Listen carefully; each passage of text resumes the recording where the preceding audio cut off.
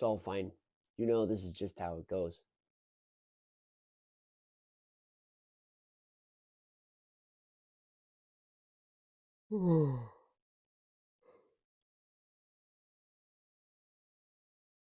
Blah.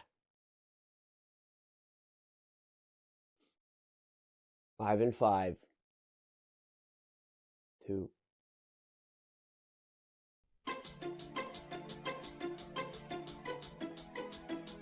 It's a little loud. Something's changed with my volume settings, and I have to tinker with that a little bit. Live from the Crescent Moon Temple, it's the morning show with your host, Tolinar. It's time to play the music, switch all of the cameras on. It's time for the morning show, and I'm going it alone. Let's quickly check the chat room. There is nobody home. It's time for the morning show, and I guess I'm on my own. Cue stage lights. Hi, Kat. The host, the guest, the audience. It's what I'm here to be.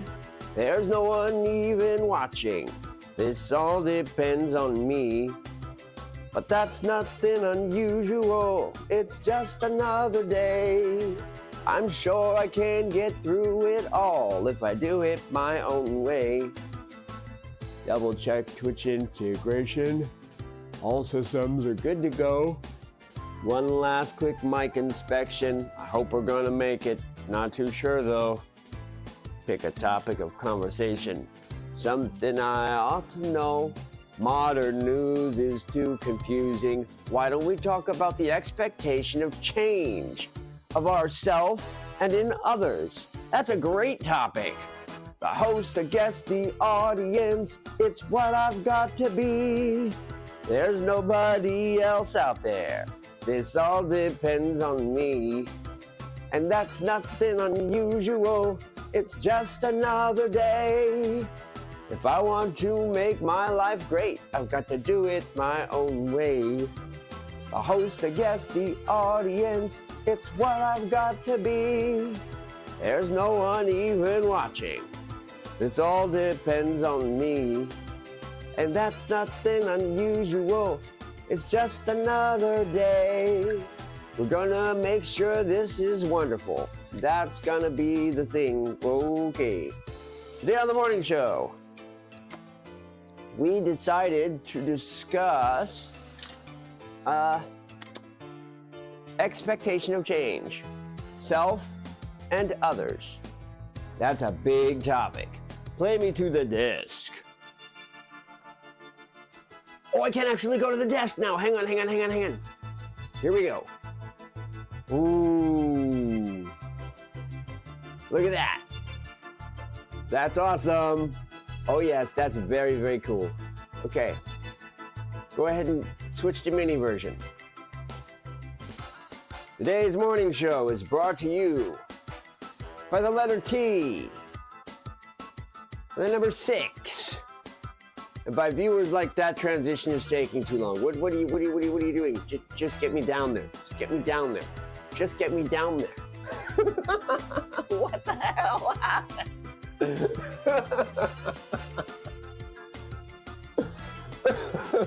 Okay, we still have some glitches we're working out. But hey, things are looking good. We're in good shape. We're there. All right. Get me set up. Good gravy. Today is February 21st. It is Saturday.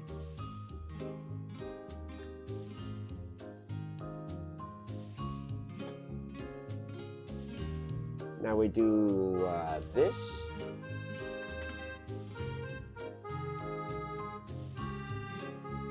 And we should be online with the notebook.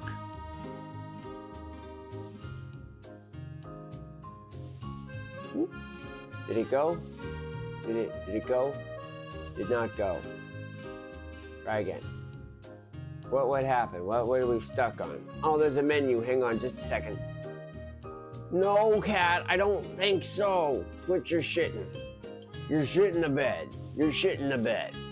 Okay. Cat's having a freak out. Good morning, everybody. It is Saturday, February 21st.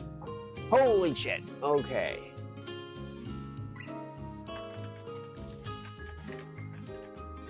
Today's topic is expectations of change. All right. Shoot. Did it work? I don't know. Maybe not.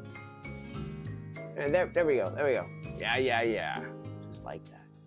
All right, we're there. So cool. What else do we have to do today? Not much.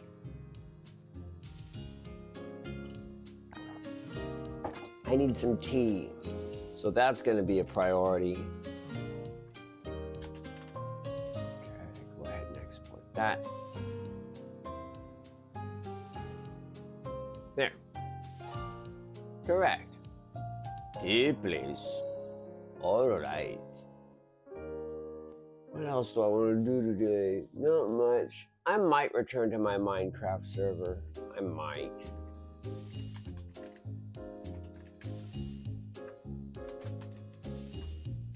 Maybe not.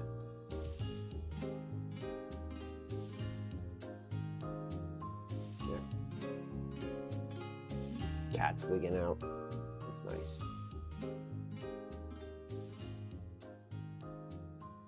Just make to show chat is still totally visible. It shows up on the notebook. Awesome. Now isn't that great? Oh, wow. Sexy. Okay, let's get into it. First, here's Kentaro Sato and the Budapest Symphony Orchestra performing the soundtrack to my life, Stardew Valley. Cat sniffing my video games. You're nuts. Okay, so let's talk about change. Change is eventual. Change is absolute. We change because we are human. And humans can't stay the same.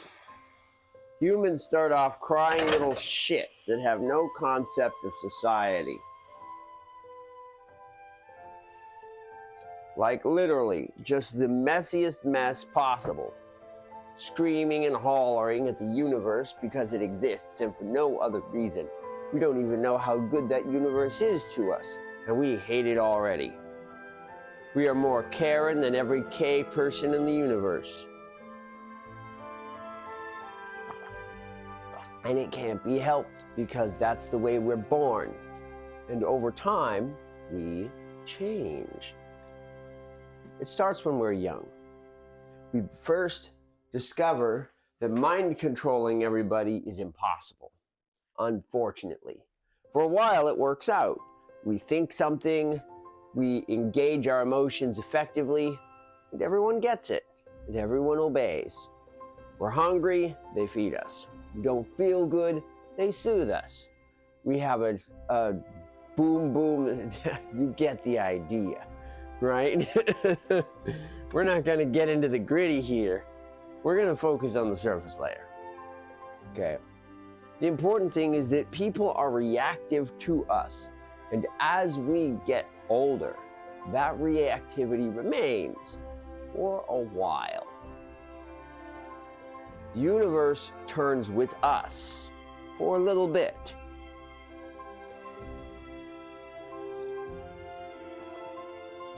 But as we do get older, that reactivity fades. Soon, we're 5 years old, and the universe doesn't care quite as much as it did when we were younger about who we are or what we're thinking or what we're feeling. What's more, we have discovered through various altercations that there are expectations on us as well, such as don't do this, don't do that, stop that shit, and all the other things that kids hear from a young age. You can't go around licking light switches. And if you dig through mommy's purse and mash the buttons on the machine, it's just going to make everybody mad. Frustrating your parents isn't really on the goal list. You want all the things you want. You want to mash that button. You want to touch that dial. You want to get in there fingers first, but you discover you don't own the world. The adults own the world. Because you don't own this world, that's loud. Let me get that down just a little bit. Because you don't own this world, you're required to play by its rules, and so you fundamentally change. This change is not immediate, it takes years. But by the time you are 8, most people get it. Not saying everyone does, but most people understand that in order to exist in a society loaded with hundreds and thousands and tens of thousands and hundreds of thousands of people, you have to play nice. And so we go to school for 2 goals. The first, to learn the basics of how to be a clever and successful person. And second, to learn how to deal with other people. Now, we learn these lessons at our own pace. Some of us, it takes a very long time to learn how to be good to others.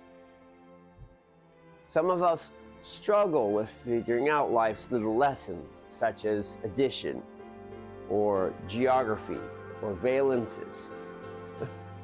Well, particle is not easy, kitty. That's what it is. Particle is not easy. Anyways, nobody expects you to pick up electrical engineering when you're 9. You have time to figure this out, but after some 12 years of school, they do expect you to have it sorted. And no, I'm not counting kindergarten. Saying hello to other kids is important, but at that point, the entire lesson is the fact that you are not alone in this world. School exposes you to the fact, around 6 to 7, that there are other people, and then everyone bends over backwards for you anyways. It's just acknowledging the fact that there are other selfish little shits that also get the teacher's attention. And then everybody has happy fun time with naps and snacks and meandering. Pretty soon you have to get on board with the idea that not doing what the group is doing is not necessarily cool.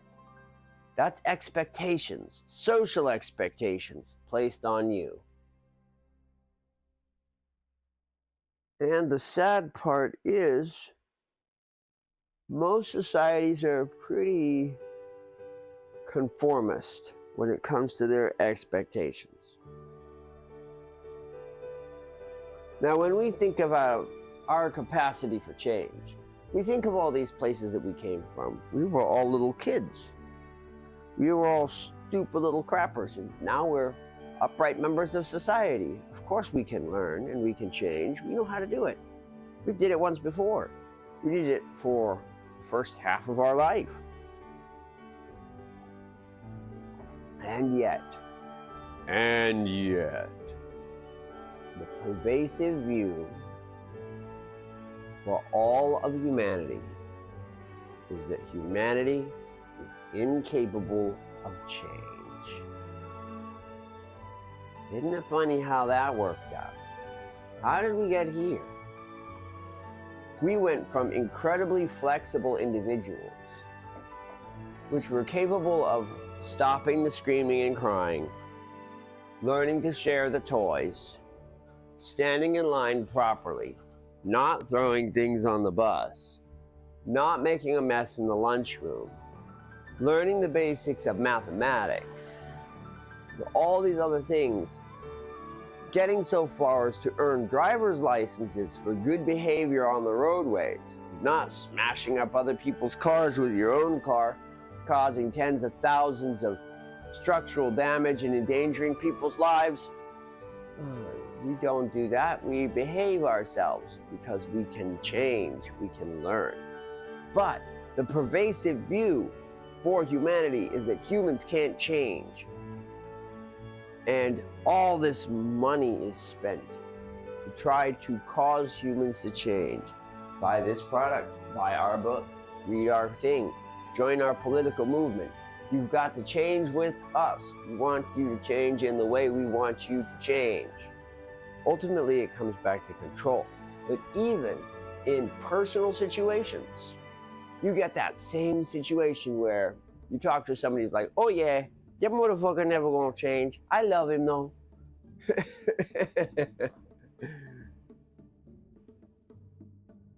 Romance, same book. People don't change. Is it true? No. No, it's not true. And yes, it's true. We have to talk about why. Why do people think that humans can't change?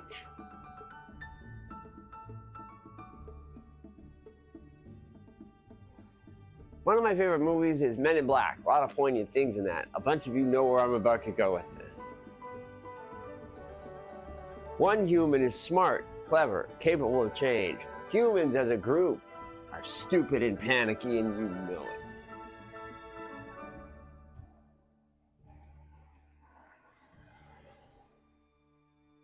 The truth of the matter is, people resist change.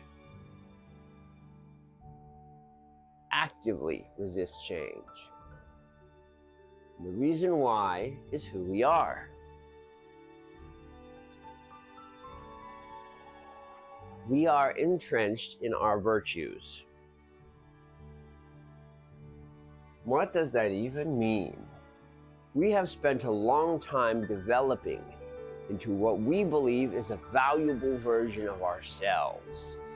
We have bothered to construct a detailed and capable human form that is enriched with the qualities of high worth. We are healthy and strong, stable. We are ambitious and cunning and willing to make change in our world. We are compassionate, understanding, empathetic. We are visionary, artistic, organized, and neat. We are clever, inquisitive, curious, with an ear towards understanding. We are spontaneous, hilarious, and very much interested in the moment of life. We are fair, impartial, and seeking the truth of every moment. Willing to see all sides. We spent so much time building all the good things we are.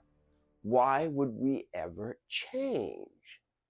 But what you may have noticed as I rattled off that impressive list of virtues is that some of them apply to you. Oh, sure. Some of them may be a little less than others.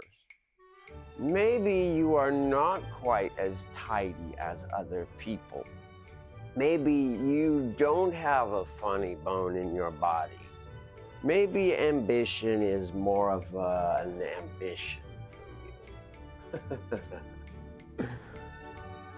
Perhaps listening to other people isn't really your strong point. Maybe you do like the scales tip slightly in your favor. Maybe you're not all that interested in what's going on in your neighborhood right this minute.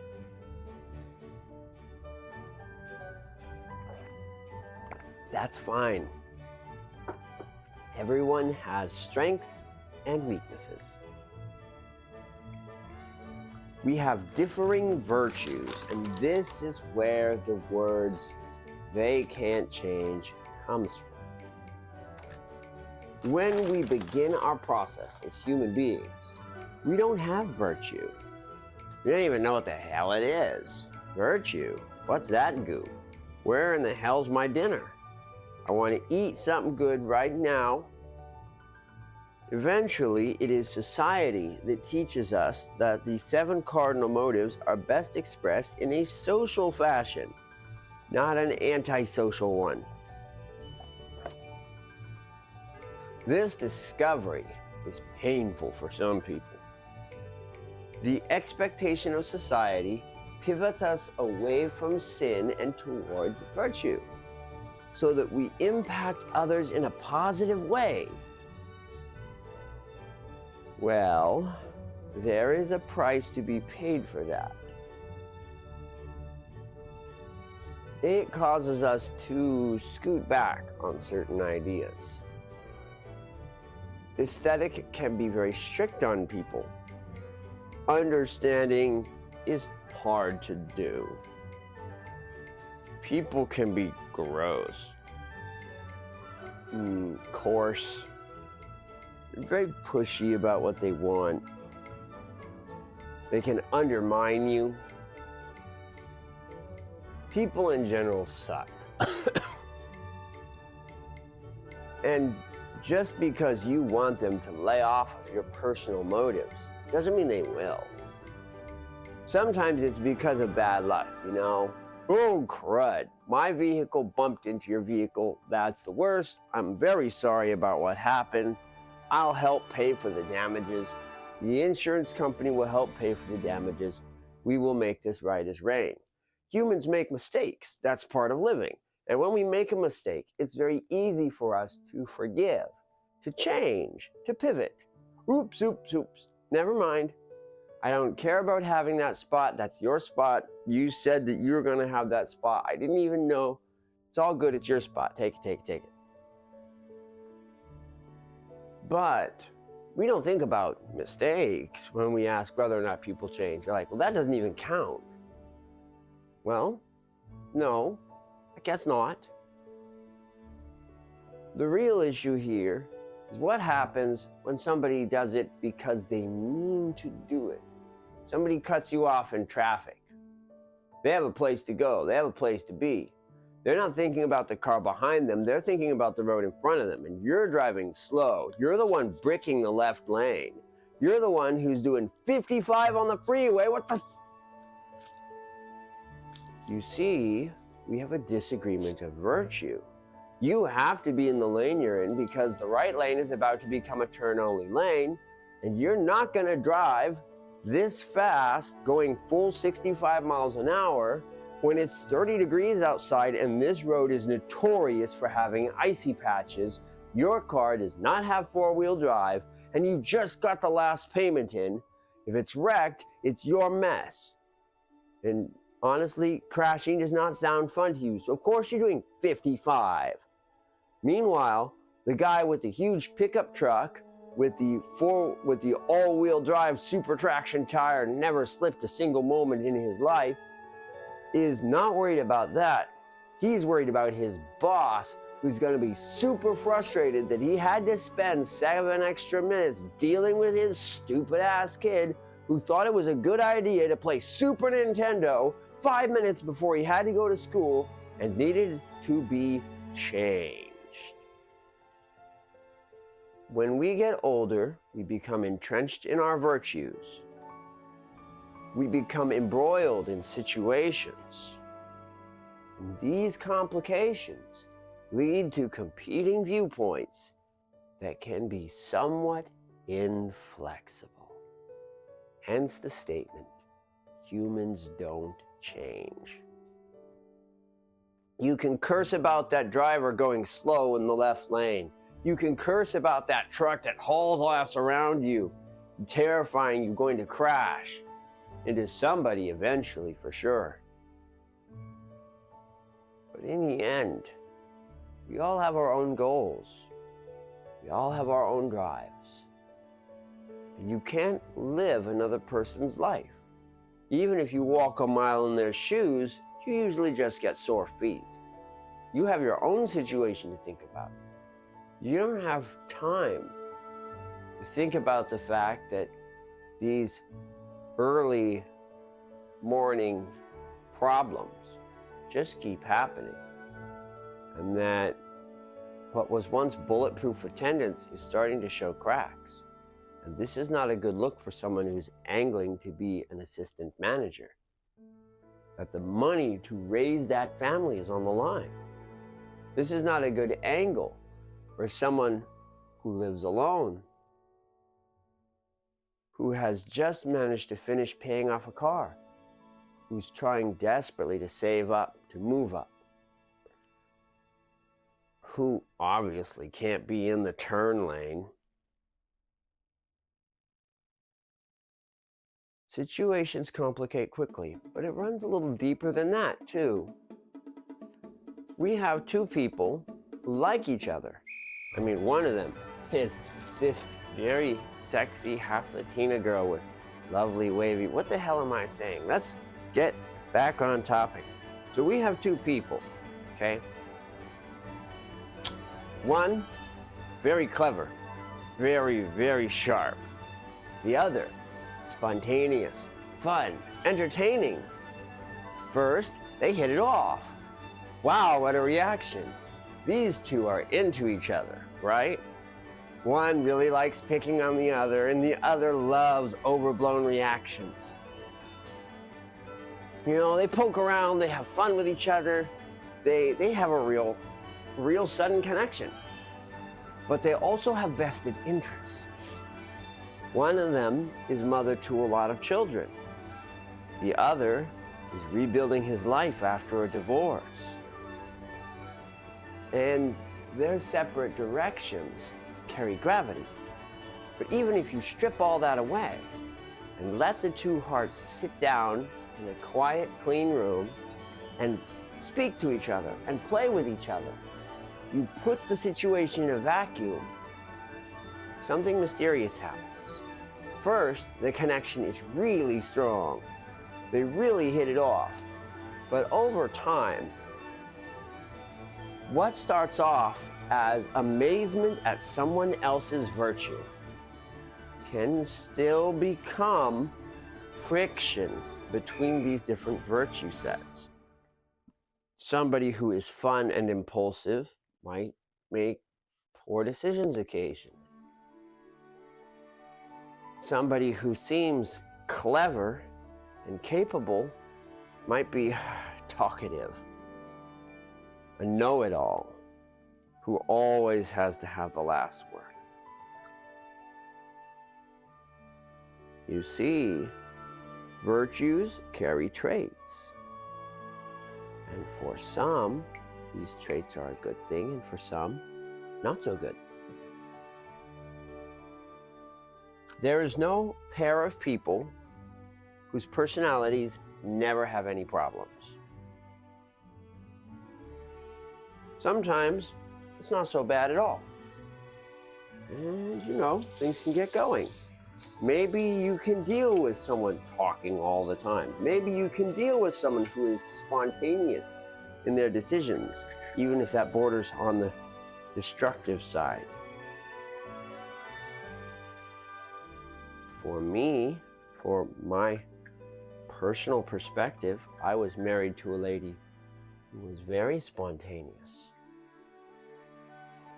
who used to drink and smoke. As she sought to change what she perceived as the biggest problems in her life and take control of her drinking,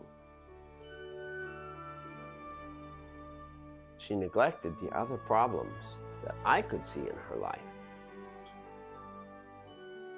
Her absolute lack of trust.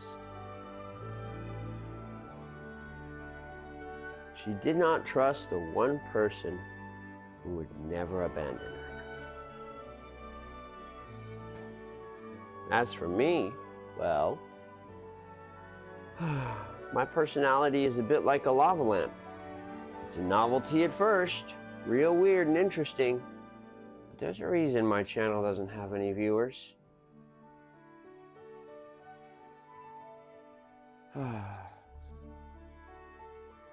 There's a reason no one's in this chat room. My personality is an acquired taste.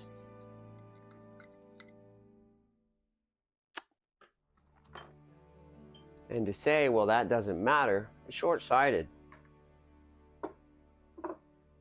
The words "people don't change" it can be reinterpreted effectively to people change in the way they want to change. Everyone is capable of change. If you're not a crying man-child who is upset that his football team lost to the point of throwing tantrums in the grocery store, you are capable of change. You have come a long way from when you were younger. As minds get older and more entrenched, we do not become incapable of change. We become proud of who we are and unwilling to change some aspects because we prize those aspects. I know I'm talkative and annoying and obnoxious, but I'm proud of my intellect. I've spent my whole life developing it, and I have no intention of abandoning it. I have learned over time to be quiet in mixed company. When I don't know who I'm speaking with and who I'm dealing with, learned to control myself. It's taken a long time. That doesn't mean I want to take that part of myself away. I'm not going to change that part of myself. Not until I have to. For you see, humans are always changing. The idea that we don't change is true in the respect that lives don't easily pivot to make room for one another's demands. That to tell someone else who they have to be is a waste of time, because they will decide on their own who they have to be. They'll decide on their own what matters most, where their life will go. It's up to them, and nothing you can say will convince them. All you can do is offer suggestion. You could show them the door, but they have to choose to walk through it. And they have a lot of things. They have a lot of doors.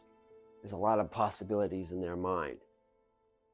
And perhaps the virtues that they care about and the negative traits you wish would go away are one and the same. What you interpret as banal,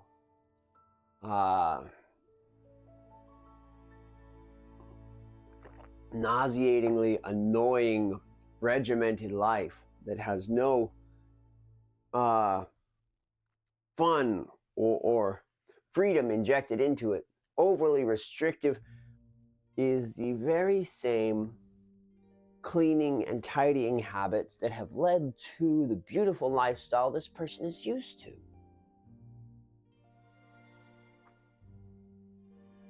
You might see someone as greedy and power-grabbing, but that's how they've been earning the money they have. They got this far because of who they chose to be. They're not going to abandon their ambition now, not when they're so close, not when they've finally climbed so high up the ladder. This is no time to look backwards. They must look forward. You don't tell this person who is constantly eating the high quality produce and organic meats and the frilly little soy milk and fro XYZ that they're wasting their time when they finally have reached a body mass index that suits their needs with a really, really high muscle percentage and a low fat percentage. They finally have the frame they want, the power they want, and they know it won't last because people change. Strength fades. Ambitions fail. Relationships fall apart. Art and beauty crumble. Intellect warps and fades. Moments pass by. And fairness is only one instance.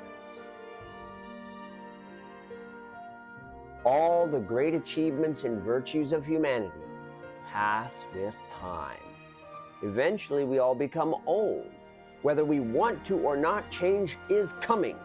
In fact, you won't be the same person tomorrow that you are today. You'll have new problems and new situations. And maybe it might feel like you are sitting in the same place, but I tell you what, sitting in one place is the hardest thing in the world for humans to do. It just won't be true. Maybe tomorrow's problems will feel like today's problems, but they are different. Quite often in life, it feels like we are not getting anywhere, when in fact, we are. So, we all know that we are capable of change.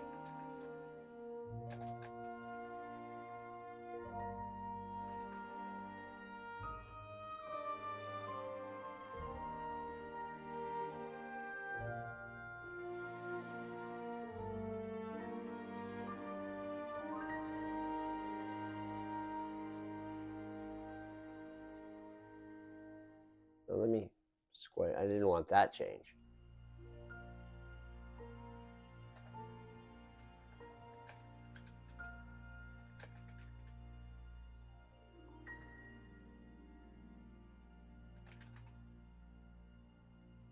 In the same step. Oh, wow. Here. We cannot expect others to change.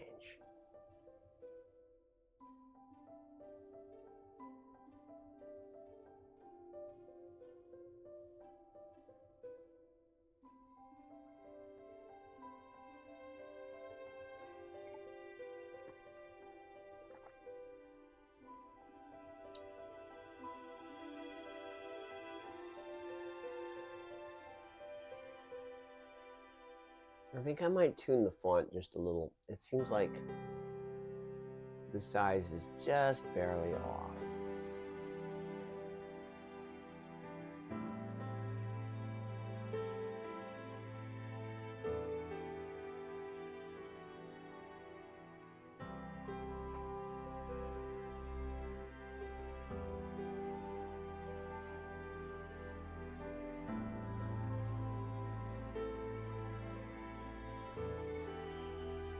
There.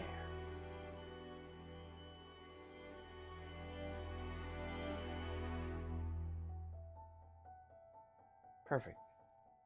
We change to fit our own lives, not other people's lives.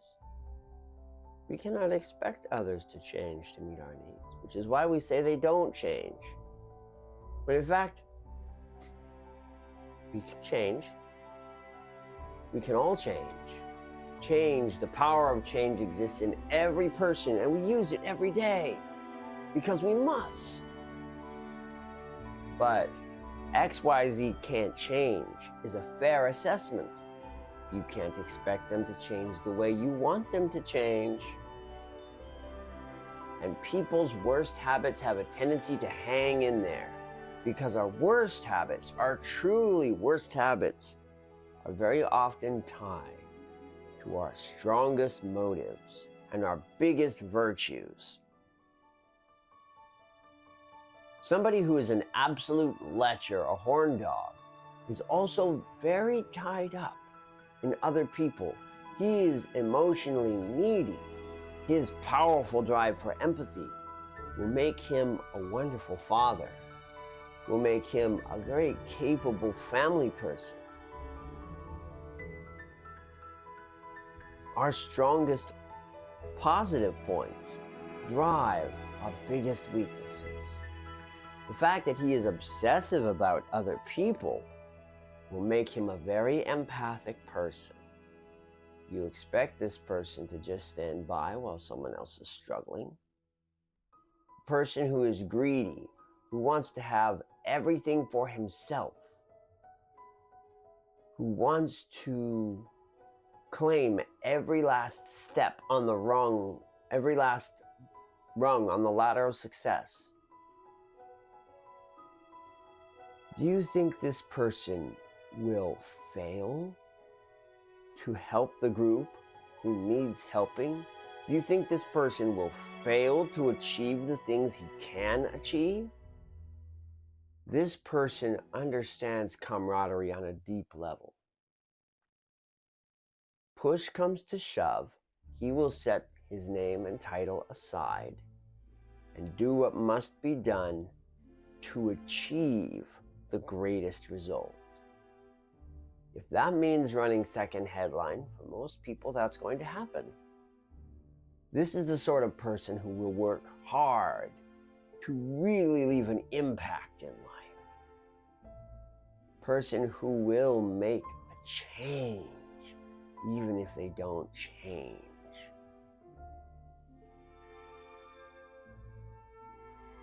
That person who drinks soy milk and buys the fancy organic produce that seems to waste so much money will live a long, healthy life. His body reflects his choices, but he won't abandon it so easily. Our virtues and our sins are the same.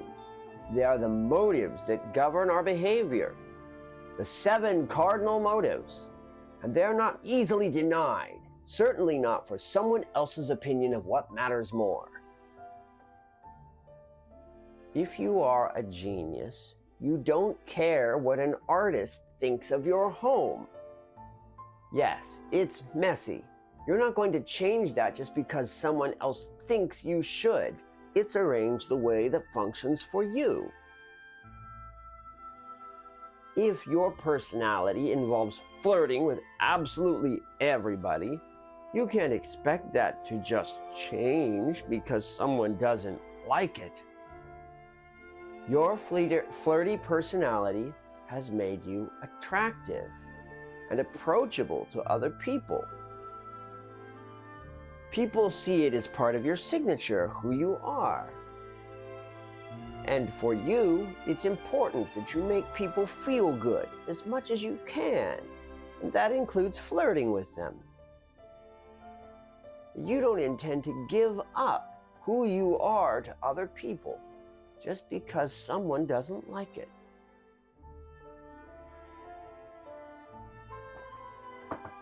Your father told you you couldn't drink from a young age, and so you took it up just to show him. Now drinking is comfortable. It takes the edge off of life. It reminds you that you're alive, even as it kills you. You know this is a problem. You know you shouldn't drink. You don't even want this habit, but you have it. And you have it because you control your own life. And that's the most important part. Your father can't tell you not to drink now. He doesn't even try. No one can tell you not to drink. The issue is you've reached the point where you can't tell yourself not to drink. And even if you want to change it, it's hard. The toughest situations are those of addiction, where your body tells you what your virtues are. And as long as it lines up, what can you do? If you drink specifically because your parents told you you can't drink, no one's going to be able to tell you to stop because you'll just view it as someone else controlling your life. You have to decide on your own that you want to stop. Even then, it can be difficult. It can be hard finding help because the people who will help you will just seem like more people controlling you. They don't understand the situation. They've never been where you are. How could they?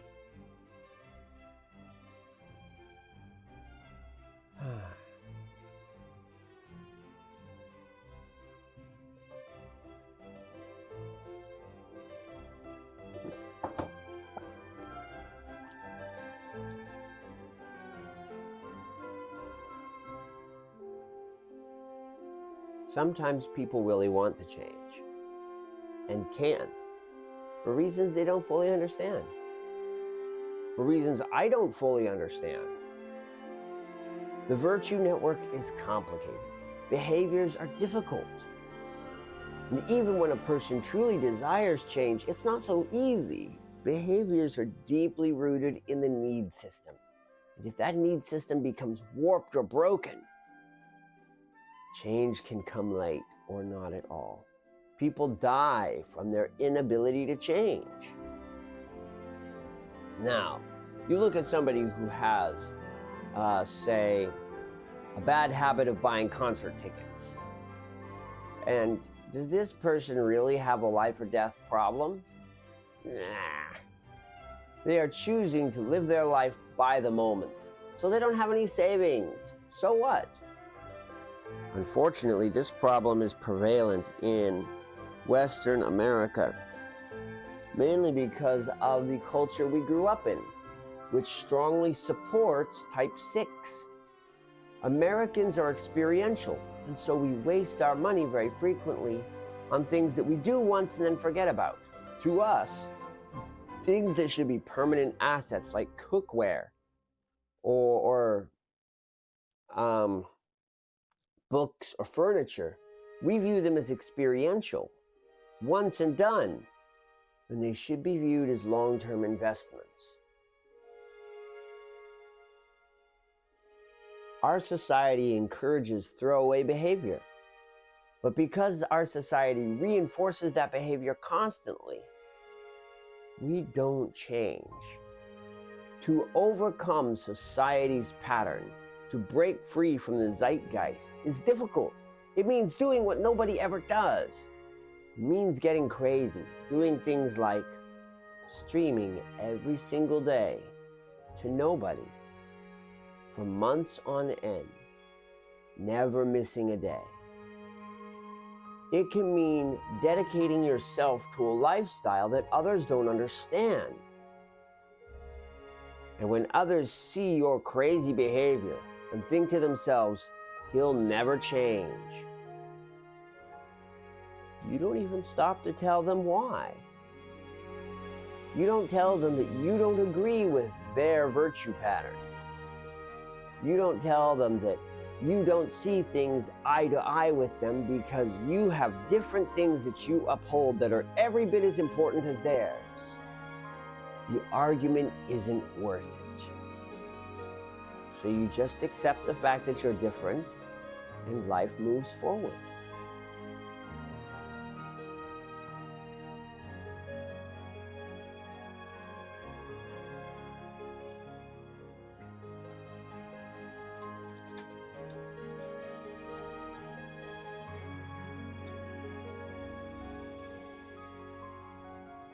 And that leads us to the final and most important conclusion. There isn't just one answer.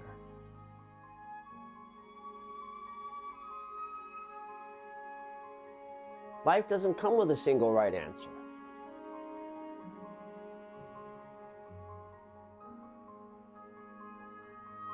Life is a myriad of answers. Whatever it is you choose to pursue will give you behaviors that others might not approve of. It doesn't mean they're wrong. It doesn't mean you're wrong. There isn't anything wrong with living an experiential lifestyle from the day to day. It's not wrong to spend vast amounts of money on video games and TV shows and movies that you're only going to watch one time and then forget about. Choosing to fill your life with culture and the beauty and variety of humanity is an option. You can bathe in other people's cooking experiences, go out and view fantastic vistas and sights, spend money on tourism, and absorb yourself thoroughly in the universe of other people. And if I don't agree with it, and I stay firmly entrenched in my little patch of land, growing tomatoes and strawberries quietly in the dust as I dream of far-off horizons, And that's who we have chosen to be. You don't have to change yourself for me. I am me, and you are you. You are not put on this planet to serve me, to change for me, and I'm not put here to change for you. If we cross paths and we see each other and we choose to help each other, then that's wonderful.